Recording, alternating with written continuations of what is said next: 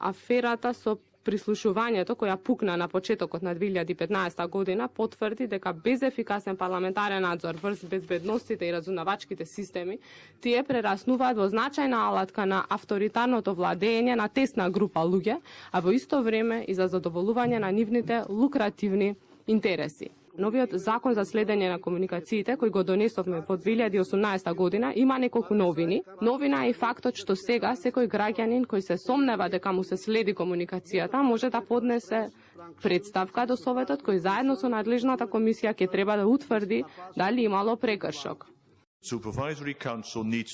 Мора да се воспостави и граѓански совет за надзор кој што ќе треба да биде целосно функционален. Сите учесници, сите членови на комисијата мора да бидат редовни и правилата мора да се применуваат во практика за да имаме добар успех. Сите овие прашања се веќе наведени во приоритетите за итна реформа и секако се дел од приоритетите за членство во НАТО.